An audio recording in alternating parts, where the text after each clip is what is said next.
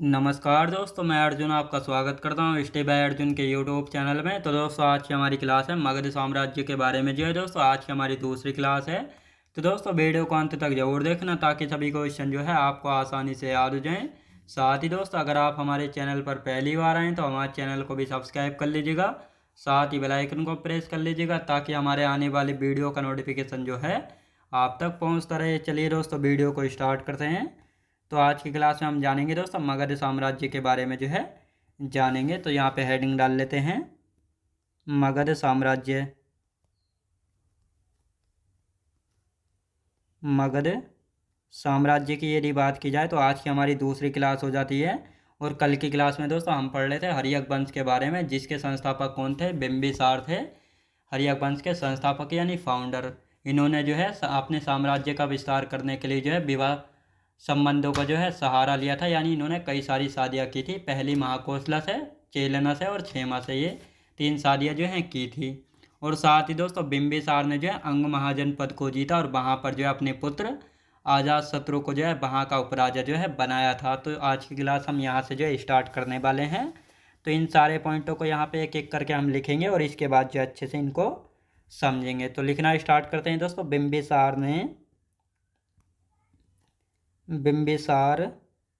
ने अंग महाजनपद को जीता।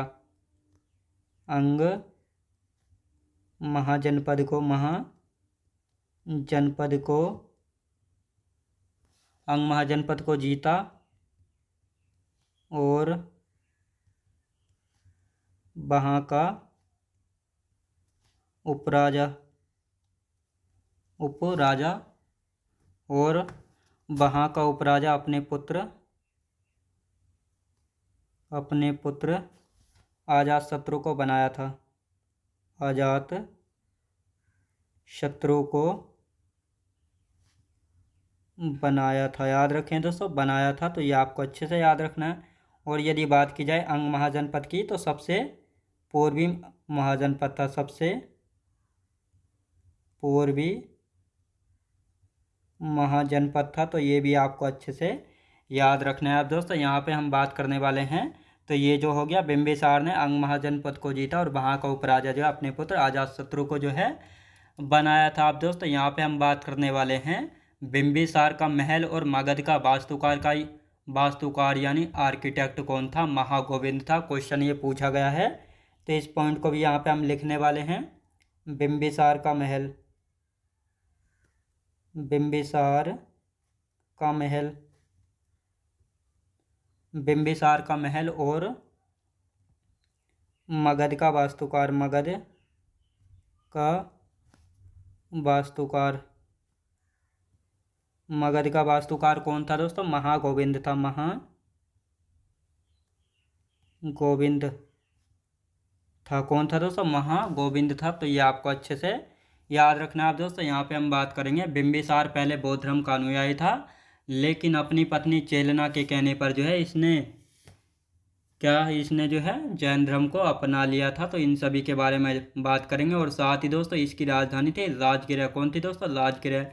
साथ ही बिंबिसार ने अपने ज्येष्ठ पुत्र दर्शक को अपना उत्तराधिकारी बनाना चाहता था, लेकिन अजातशत्रु को यह बात पसंद नहीं थी। तो अजातशत्रु को जो है देवदत्त ने भड़का दिया कि तुम जो है राजा बनने के लायक हो, दर्शक राजा बनने के लायक नहीं है। तो इसी कारण जो है अजातशत्रु अपने पिता बिंबिसार की हत्या करके स्वयं गद्दी पर बैठेगा। और इसी कारण जो है इसको प्रथम पितृहंता जो है कहा गया था। अब दोस्तों, प्रथम पितृहंता की यदि बात की जाए, पितृहंता होता है पिता की हत्या करने वाला। अब इसको प्रथम पितृहंता कहा गया है, तो इसका मतलब कोई दूसरा भी होगा? बिल्कुल होगा, क्योंकि जो अजातशत्रु है इसका एक बेटा है उदयन। तो ये भी जो है उदयन भी अपने पिता अजातशत्रु की हत्या करके जो है स्वयं गद्दी पर बैठेगा। इसीलिए उदयन को जो है द्वितीय पितृहंता जो है कहा जाता है। तो इन सभी के बारे में हम चर्चा करेंगे। अब इनकी हम थ्योरी लिख लेते हैं। पहले लिखेंगे दोस्तों किसके बारे में? बिंबिसार पहले बिंबिसार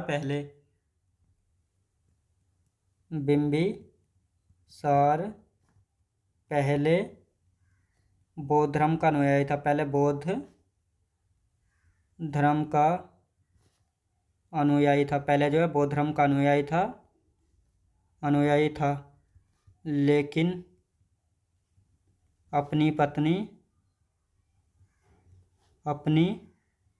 पत्नी चेलना के कहने पर इसने जैन धर्म को अपना लिया। जैन धर्म को अपना लिया था। याद रखेंगे दोस्तों, अपना लिया था, तो ये आपको अच्छे से याद रखना है। अब दोस्तों यहाँ पे हम बात करते हैं इसकी राजधानी की, यानी बिंबिसार की राजधानी क्या थी? राजगिरह थी। याद रखें दोस्तों, राजगिरह बिंबिसार की राजधानी थी, तो ये आपको अच्छे से याद रखना है। अब दोस्तों यहाँ पे हम बात करेंगे बिंबिसार अपने ज्येष्ठ पुत्र उत्तराधिकारी के बारे में बात कर लेते हैं। बिंबिसार अपने ज्येष्ठ पुत्र दर्शक को अपना उत्तराधिकारी बनाना चाहता था, लेकिन इसका एक बेटा और था जिसका नाम है अजातशत्रु। अजातशत्रु को जो है यह बात पसंद नहीं थी, तो इसीलिए जो है दोस्तों अजातशत्रु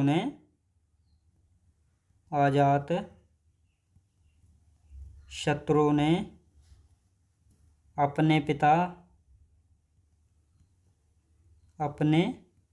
पिता बिंबिसार की हत्या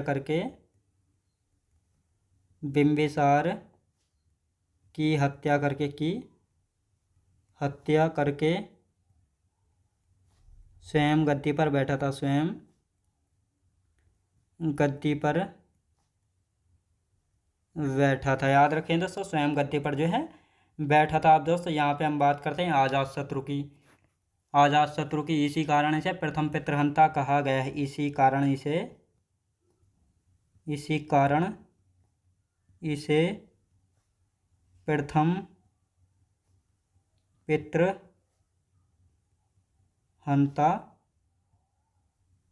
कहा गया। याद रखें दोस्तों, कहा गया। और साथ ही दोस्तों लिखेंगे बाद में इसका पुत्र उदयन इसकी हत्या करके स्वयं गद्दी पर बैठेगा।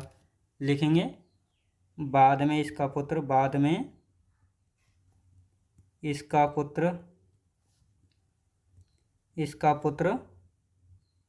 उदयन इसकी हत्या करके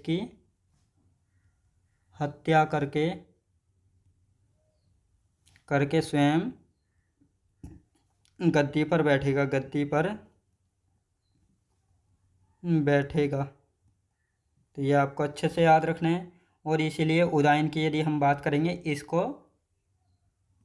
इसको द्वितीय पितृहंता कहा गया। इसको द्वितीय पितृहंता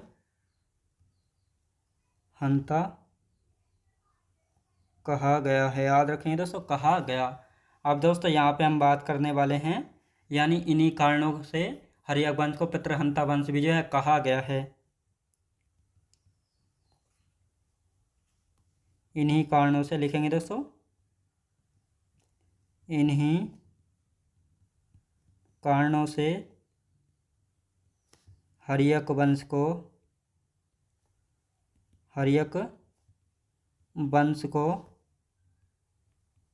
पितृहंता वंश भी कहा गया है, क्योंकि यहाँ पर जो है बेटे अपने पिताओं की हत्या करके जो है स्वयं गद्दी पर बैठ रहे हैं। अब दोस्तों यहाँ पे हम बात करते हैं कि अजातशत्रु को भड़काया किसने था? देवदत्त ने। याद रखें दोस्तों, देवदत्त ने भड़काया था। तो अभी इनके बारे में हम थोड़ा रिवीजन कर लेते हैं, ताकि ये सारे पॉइंट जो है आपको अच्छे से याद हो जाएं।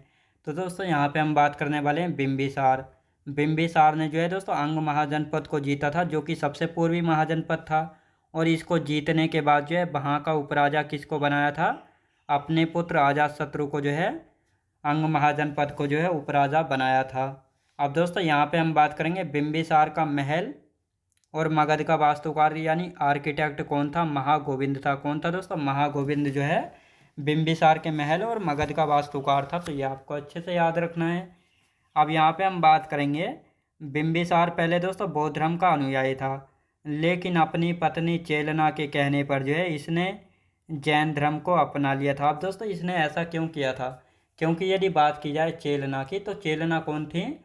लिच्छवी चेटक की पुत्री थी। याद रखें दोस्तों, लिच्छवी चेटक की पुत्री थी चेलना। तो चेलना जो है महावीर स्वामी की जो है मौमेरी बहन जो है लगती थी। तो इन्हीं की कारणों के कारण जो है चेलना जो है अपने भाई को सपोर्ट करती थी, यानी महावीर स्वामी को जो है सपोर्ट करती थी। और महावीर स्वामी कौन थे? जैन धर्म के संस्थापक यानी फाउंडर थे, रियल यानी वास्तविक फाउंडर थे। तो इसी कारण जो है चेलना जो है जैन धर्म को मानती थी। और चेलना ने जो है फिर बिंबिसार से भी कहा कि तुमको जो है जैन धर्म को अपनाना चाहिए। तो इसी कारण जो है बिंबिसार ने बौद्ध धर्म को छोड़कर जो है अपनी पत्नी चेलना के कहने पर जैन धर्म को जो है अपना लिया था। तो ये आपको अच्छे से याद रखना है। अब बिंबिसार की राजधानी की बात करेंगे, तो राजधानी क्या है? राजगृह थी। बिंबिसार अपने ज्येष्ठ पुत्र का मतलब होता है दोस्तों बड़ा पुत्र। बिंबिसार अपने ज्येष्ठ पुत्र यानी दर्शक को जो अपना उत्तराधिकारी बनाना जो है चाहता था।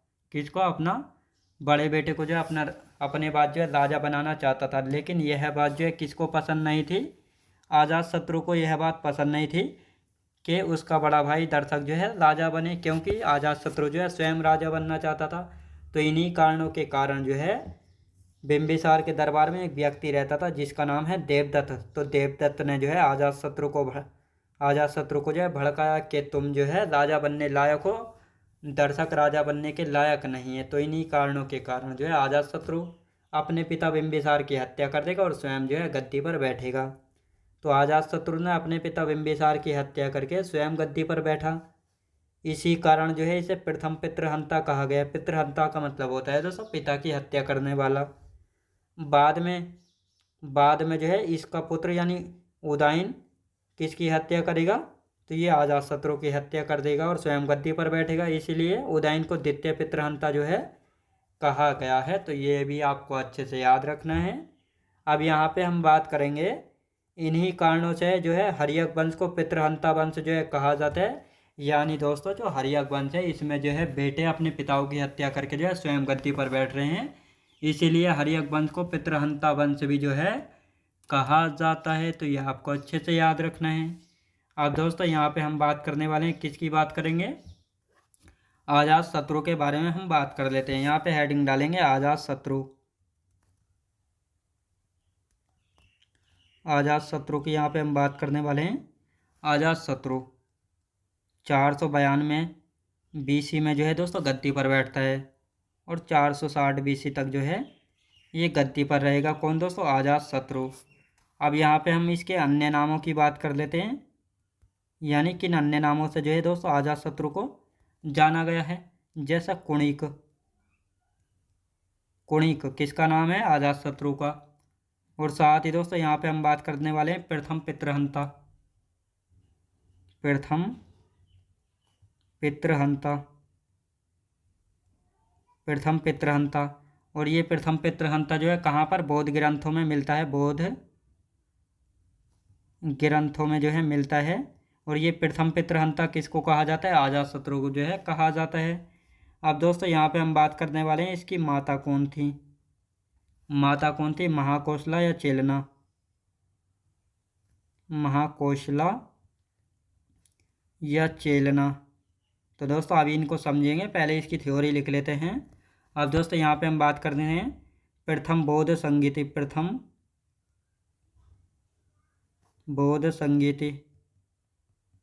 प्रथम बौद्ध संगीति की यदि बात की जाए तो इसी के समय हुई थी। कब हुई थी? 483 BC में। 483 BC में हुई थी। कहाँ पे हुई थी? राजगृह में हुई थी। अध्यक्ष कौन थे इसके?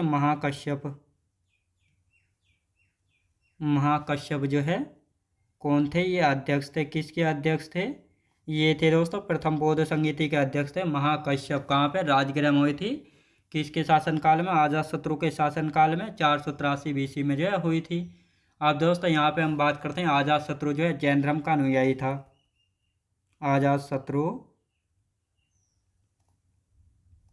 अजातशत्रु जैन धर्म का जैन धर्म का अनुयायी था। याद रखें दोस्तों, अनुयायी यानी फॉलोवर था किसका? जैन धर्म का। अब दोस्तों यहाँ पे हम बात करने वाले हैं काशी के लिए प्रसेनजीत से संघर्ष हुआ। काशी के लिए, काशी के लिए प्रसेनजीत से, प्रसेनजीत से संघर्ष हुआ, संघर्ष हुआ और इसकी जीत हुई, इसकी जीत हुई। किसकी जीत हुई थी दोस्तों? अजातशत्रु की जो है जीत हुई थी। और इसके बाद, और इसके बाद, इसके बाद प्रसेनजीत ने, प्रसेनजीत, इसके बाद प्रसेनजीत की बेटी बाजीरा से विवाह किया। बेटी यानी प्रसेनजीत की बेटी बाजीरा से, बाजीरा से विवाह किया, बाजीरा से विवाह किया। तो यह आपको अच्छे से याद रखना है। अब दोस्तों यहाँ पे हम बात करेंगे, इसने बज्जी और मल्ल संघ को हराया था। इसने बज्जी और मल्ल संघ को हराया, मल्ल संघ को हराया था। तो ये आपको अच्छे से याद रखना है। अब दोस्तों यहाँ पे हम, ये अजातशत्रु पे कंप्लीट हो चुका है। अब इसका हम रिवीजन कर लेते हैं और इसके बाद जो है अजातशत्रु के बेटे उदयन के बारे में जो है अच्छे से जानेंगे। तो लिखते हैं दोस्तों यहाँ पे हम, यानी अजातशत्रु की, दोस्तों यहाँ पे अजातशत्रु की बात की जाए तो ये गद्दी पर बैठता है 492 बीसी में और 460 बीसी तक जो है गद्दी पर रहेगा। इसके अन्य नाम यानी अदर्स नेम कोणिक नाम से इसको जाना गया है। साथ ही प्रथम पितृहंता के नाम से भी इसको जाना गया है, जो कि बौद्ध ग्रंथों से जानकारी जो है मिलती है। प्रथम पितृहंता ये आप सभी को पता है, यानी पिता की हत्या करने वाला। माता की बात करेंगे तो महाकोसला या चेलना। दोस्तों ये जो है अभी कंफर्म नहीं हो पाया है कि ये जो है चेलना के बेटा है या महाकोसला का, क्योंकि बुकों में अलग अलग जो है दिया होता है। कहीं पर महाकोसला लिखा मिलेगा तो कहीं पर जो है चेलना लिखा हुआ जो है मिलेगा। तो इसको जो है आप ऑप्शन के अनुसार जो है देख लेंगे, क्योंकि दोनों ऑप्शन में एक साथ जो है नहीं आएंगे। तो इसका आप अच्छे से ध्यान रखेंगे। अब साथ ही जो प्रथम बौद्ध संगीति, यानी दोस्तों जैन बौद्ध धर्म में जो है 4 बौद्ध संगीतियाँ हुई थी। अब प्रथम बौद्ध संगीति हुई थी 483 बीसी में। ये किसके शासनकाल में हुई थी? अजातशत्रु के शासनकाल में हुई थी। तो ये आपको अच्छे से याद रखना है। कहाँ पर हुई थी? राजगृह में हुई थी। और महाकश्यप जो है इसके अध्यक्ष थे। तो ये आपको अच्छे से याद रखना है। अब यहाँ पे हम बात करेंगे, अजातशत्रु जो है जैन धर्म का अनुयायी था। अजातशत्रु किस धर्म को मानता था? तो ये जैन धर्म को जो है मानता था। अब यहाँ पे हम बात करेंगे, काशी के लिए प्रसेनजीत से संघर्ष हुआ और इसकी जीत हुई। इसके बाद जो है प्रसेनजीत की बेटी बाजीरा से विवाह हुआ और इसने बज्जी और मल्ल संघ को जो है हराया। ये दोनों कौन थे दोस्तों? बज्जी और मल्ल संघ, ये दोनों थे महाजनपद। इनको किसने हराया था? अजातशत्रु ने जो है हराया था। अब दोस्तों प्रसेनजीत से जो है काशी के लिए संघर्ष हुआ। अब ये क्यों हुआ था, पहले इस लाइन को जो है समझ लेते हैं। तो दोस्तों बिंबिसार की यदि बात की जाए तो बिंबिसार ने जो है महाकोसला से जो है शादी की थी। जब इन्होंने महाकोसला से शादी की तो प्रसेनजीत ने जो है बिंबिसार को क्या दिया था दहेज में? काशी महाजनपद जो है दहेज में दिया था। लेकिन अजातशत्रु ने अपने पिता बिंबिसार की हत्या करके स्वयं जो है गद्दी पर बैठा। तो जब ये गद्दी पर बैठा तो प्रसेनजीत ने कहा कि तुमको जो है काशी वापस देना होगा, क्योंकि तुमने हमारे जीजा बिंबिसार को जो है मार दिया है। तो इसलिए अब तुमको काशी जो है वापस देना होगा, कि काशी जो है हमने अपने जीजा यानी बिंबिसार को दिया था। लेकिन अजातशत्रु ने कहा कि हम जो है नहीं देंगे, चाहे कुछ भी हो जाए। तो प्रसेनजीत ने कहा इसके लिए जो है संघर्ष होगा। तो अजातशत्रु ने कहा कि हम तैयार हैं। अब इन दोनों में, प्रसेनजीत और अजातशत्रु के बीच जो है संघर्ष हुए, यानी युद्ध हुआ। तो इस संघर्ष में जो है किसकी जीत हुई थी? अजातशत्रु की जीत हुई। जब ये अजातशत्रु हार गया, अजातशत्रु यानी प्रसेनजीत हार गया अजातशत्रु से, तो अजातशत्रु ने जो है प्रसेनजीत की हार के बाद जो है प्रसेनजीत की बेटी बाजीरा से जो है शादी कर ली थी। तो ये आपको अच्छे से याद रखना है। और साथ ही फिर बज्जी और मल्ल महाजनपद को भी जो है इसने हरा दिया था। तो ये आपको अच्छे से याद रखना है। तो बिंबिसार हो गया है, यानी बिंबिसार भी कंप्लीट हो गया, अजातशत्रु भी कंप्लीट हो चुका है। अब किसकी बात करेंगे? अब बात करेंगे दोस्तों उदयन की, क्योंकि अजातशत्रु की हत्या के बाद जो है कौन आएगा? उदयन आएगा। तो उदयन के बारे में लिख लेते हैं और इसके बाद जो है उदयन के बारे में लिखना स्टार्ट करते हैं। तो हेडिंग डालेंगे उदयन, यहाँ पे हेडिंग डाल लेते हैं उदयन। उदयन की यदि बात की जाए तो ये 460 बीसी में गद्दी पर बैठता है। कब? 460 बीसी में। और 444 बीसी तक जो है गद्दी पर रहेगा, याद रखेंगे उदयन। तो उदयन की यदि बात की जाए तो इसके अन्य नाम देख लेते हैं, किन अन्य नामों से जो है उदयन को जाना गया है। सबसे पहले हम बात करेंगे द्वितीय पितृहंता।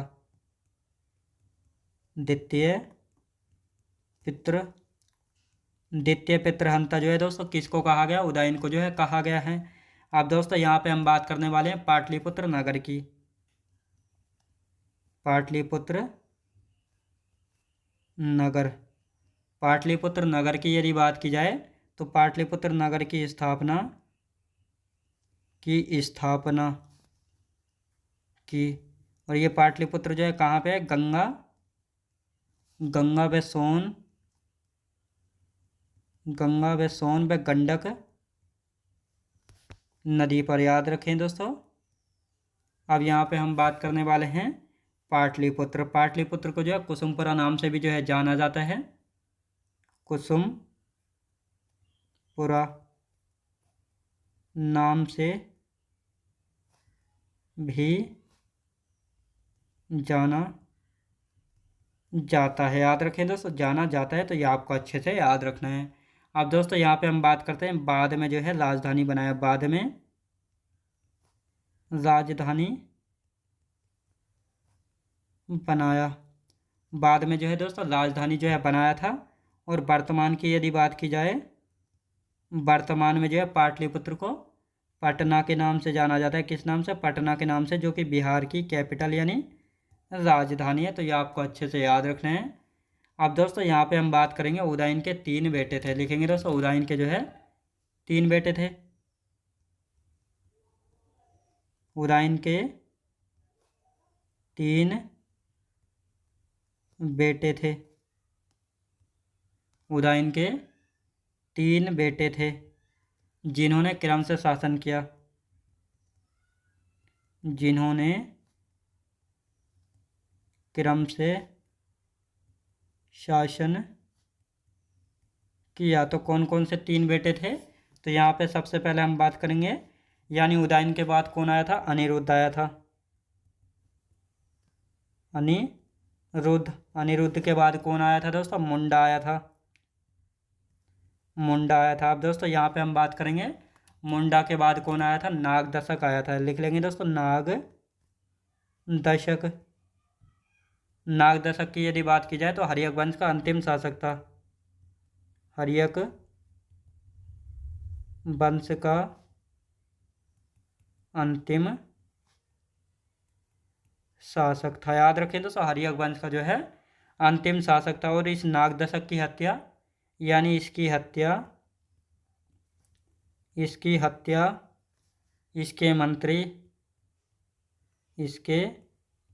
मंत्री शिशुनाग ने कर दी। शिशुनाग ने कर दी थी, याद रखें दोस्तों, कर दी थी। तो यह आपको अच्छे से याद रखना है। आप दोस्तों यहाँ पे हम बात करेंगे जब इसकी हत्या किसने कर दी थी? शिशुनाग ने जो है कर दी थी। और इसके बाद जो है एक नए वंश की स्थापना होगी, शिशुनाग वंश की। तो आप दोस्तों पहले हम इसको समझ लेते हैं और इसके बाद जो है शिशुनाग वंश के बारे में जानेंगे। तो उदयन की यदि बात की जाए तो उदयन जो है गद्दी पर किसके बाद आता है? अजातशत्रु के बाद आता है।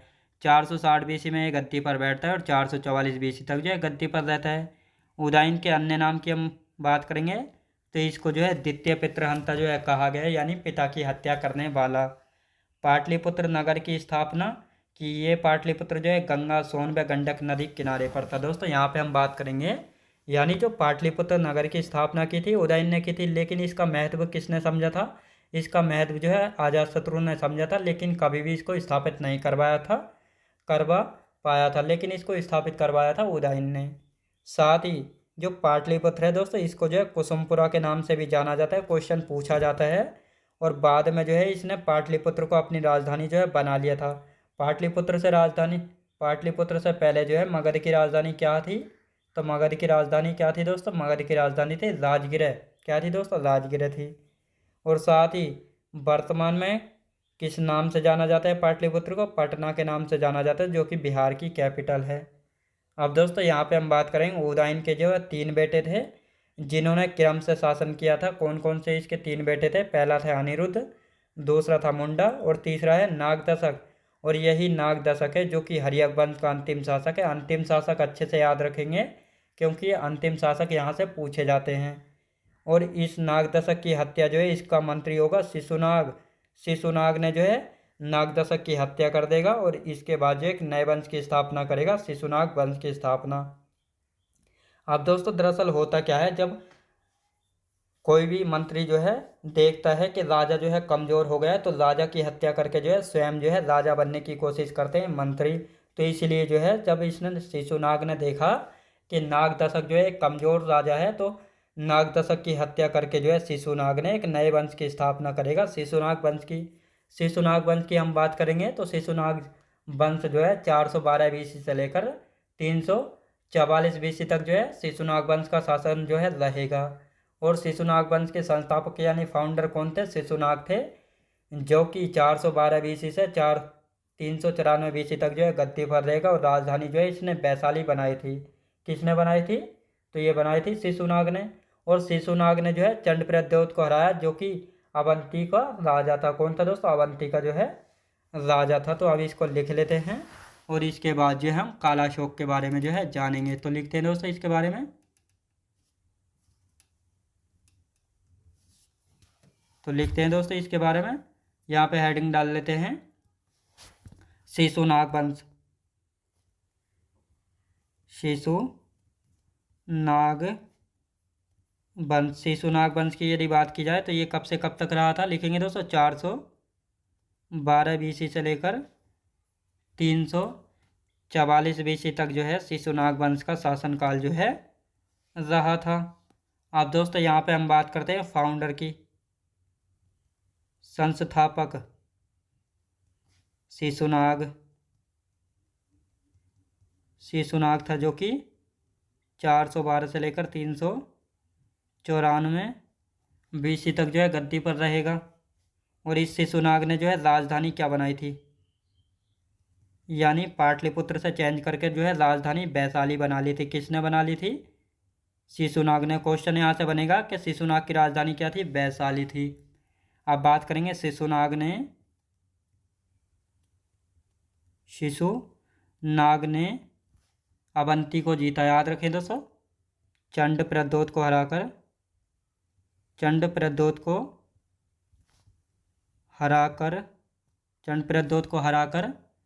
अवंती को जीता।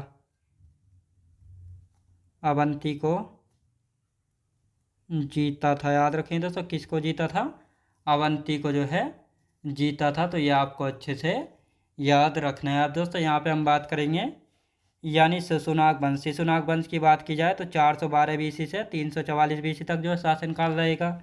संस्थापक यानी फाउंडर है शिशुनाग, जो कि 412 बीसी से 394 बीसी तक जो है गद्दी पर रहा था।